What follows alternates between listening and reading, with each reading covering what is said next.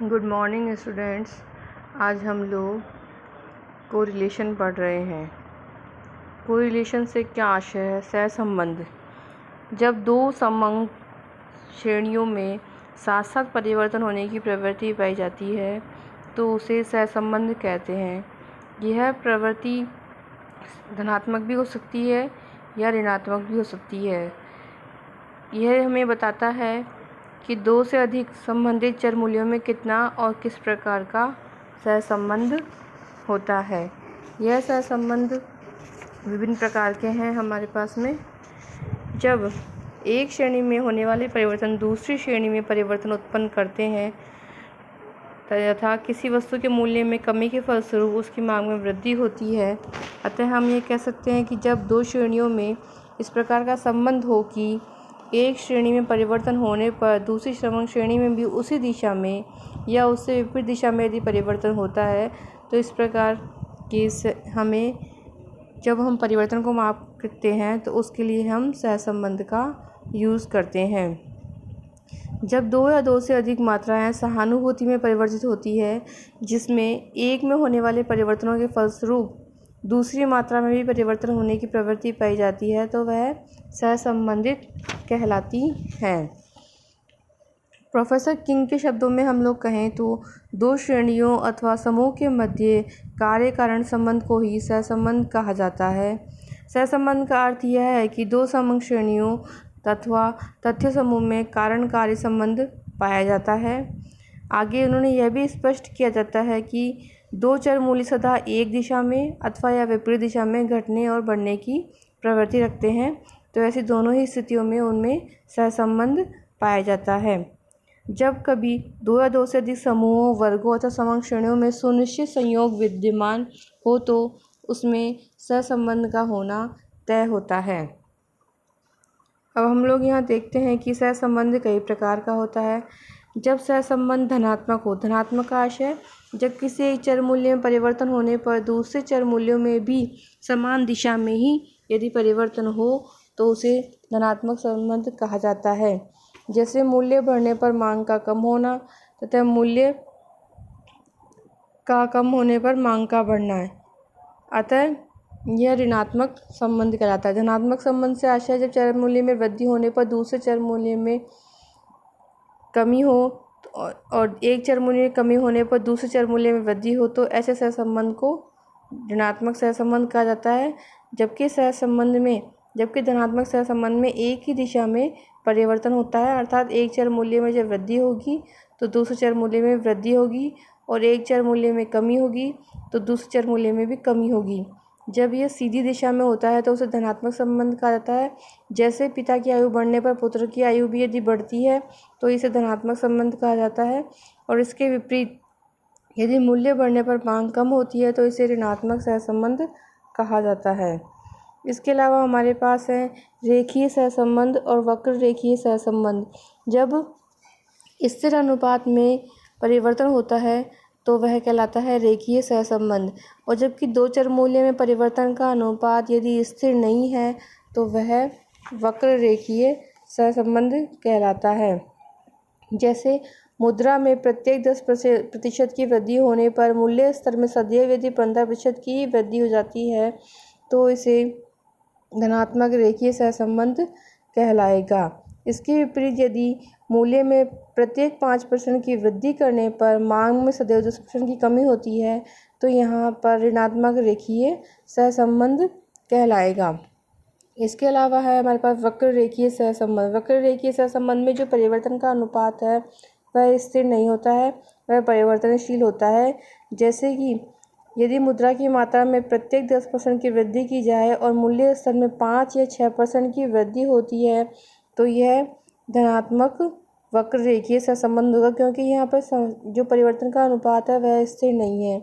इसी प्रकार हम लोग देखते हैं कि मूल्य में 10% की वृद्धि होती है और वस्तु की मांग में 5 या 6% की कमी हो जाती है तो यह ऋणात्मक वक्र रेखीय सहसंबंध कहलाएगा।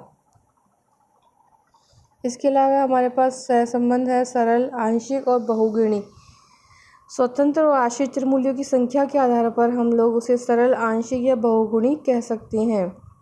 जब बहुत ही कम जब चरमूल्य जिसमें एक स्वतंत्र तथा एक आश्रित हो तो वह सहसंबंध सरल सहसंबंध होता है। अर्थात जब केवल दो के मध्य ही हमें सहसंबंध यदि ज्ञात करना हो तो वह सहसंबंध सरल सहसंबंध कहलाएगा। बहुगुणी सहसंबंध वह संबंध होता है जब दो से अधिक चरों के मध्य जब हम लोग सहसंबंध ज्ञात करते हैं तो वह बहुगुणी सहसंबंध कहलाता है। इसके आगे हमारे पास कार्ल पियर्सन का सहसंबंध गुणांक। सहसंबंध गुणांक ज्ञात करने की हम विभिन्न विधियों को देखते हैं। तो फर्स्ट है हमारे पास कार्ल पियर्सन का सहसंबंध गुणांक। इसकी प्रमुख विशेषताएं इस प्रकार है। कार्ल पियर्सन के सहसंबंध गुणांक से हमें दिशा की जानकारी होती है। यह हमें बताता है कि धनात्मक है अथवा ऋणात्मक सहसंबंध है। कार्ल पियर्सन के सहसंबंध से हमें मात्रा और सीमाओं की जानकारी होती है। इस गुणांक का संख्यात्मक माप हमेशा +1 से -1 के मध्य रहता है। +1 होने पर पूर्ण धनात्मक और +-1 होने पर यह पूर्ण ऋणात्मक सहसंबंध को प्रकट करता है। यह सहसंबंध का एक आदर्श माप है क्योंकि यह बीजगणितीय सूत्रों पर आधारित है। सहविचरण की जानकारी भी होती है हमें। इससे सहविचरण हम निकालते हैं covariance = sigma dx dy upon n करके हम इसमें कोवेरियंस या सहविचरण का ज्ञात कर लेते हैं। इस प्रकार हमारे पास कार्ल पियर्सन के सहसंबंध गुणांक के विभिन्न फार्मूलाज है, ये दिए गए हैं। इसमें जो थर्ड फार्मूला है sigma dx dy upon n into sigma standard division x into standard division y, ये हमारा कार्ल पियर्सन का एक बेस्ट फार्मूला है। इसका हम लोग देखते हैं कार्ल पियर्सन का सहसंबंध गुणांक किस प्रकार ज्ञात किया जाएगा। सबसे पहले जो भी हमारी दोनों श्रेणियां हैं उनके x बार और y बार हम ज्ञात कर लेंगे और x बार और y बार से हम लोग dx और dy ज्ञात कर लेंगे। इसके बाद हम लोग यहाँ स्टैंडर्ड डिवीजन ऑफ x निकालेंगे, स्टैंडर्ड डिवीजन ऑफ y निकालेंगे और यह फार्मूला लगाएंगे r = standard division x standard division y upon n into standard division x into standard division y। यह प्रत्यक्ष रीति से लगाया गया फार्मूला है। इसका एक अन्य हम फार्मूला नीचे देखते हैं लास्ट में। Sigma dx dy upon root में है sigma d² x into sigma d² y। अब हम लोग एक इलस्ट्रेशन देखते हैं।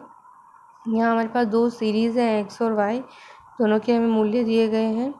तो हम लोग एक कैलकुलेशन करेंगे, calculation of Karl Pearson's coefficient of correlation. हमने लिखा है फर्स्ट x सीरीज़ के सारे हमने वेरिएशंस लिख लिए हैं, जो मूल्य दिए गए हैं लिख लिए हैं। अब यहाँ हम लोग x बार निकालेंगे। तो x बार हमने निकाला है 330 हमारा सिग्मा x है, डिवाइड बाय n करके 10 से 33।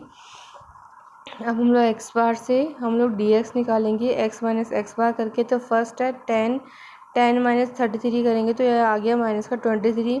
फिर 12 माइनस 33 करेंगे -21। इसी तरह हम पूरे डिवीजन निकालेंगे x बार से।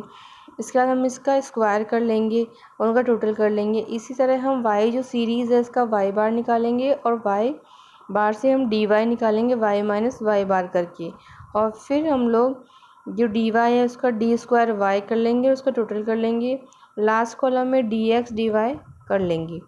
अब हम लोग यहाँ देखते हैं जो हमारा फार्मूला है r = सिग्मा dx dy, वो टोटल है हमारे पास 2219। इसके बाद n standard division of x, standard division हम लोग ऊपर निकाल रहे हैं sigma d² x upon n = है, ये हमारे पास निकला 18.78। और y सीरीज़ का हमने निकाला 12.01। इन दोनों के फार्मूलोज़ को हम फिट करेंगे तो हमारे पास आंसर आ गया 0.98। स्टूडेंट्स इसमें 3 फार्मूला से निकाला गया है। हम मोस्टली ये फर्स्ट दे रखा है और थर्ड है, आपको इजी पड़े। अगर आप स्टैंडर्ड डिवीजन नहीं निकालना चाहें तो थर्ड जो सूत्र है उसका यूज़ कर सकते हैं। Sigma dx dy upon sigma d² x into sigma d² y root में करके, तो आंसर हमारा सेम ही हो गया। इस प्रकार हम लोग देखते हैं ये प्लस का 0.98 आया है। तो यहाँ हम लोग देखते हैं कि दोनों श्रेणियों के मध्य धनात्मक सहसंबंध है। Thanks student.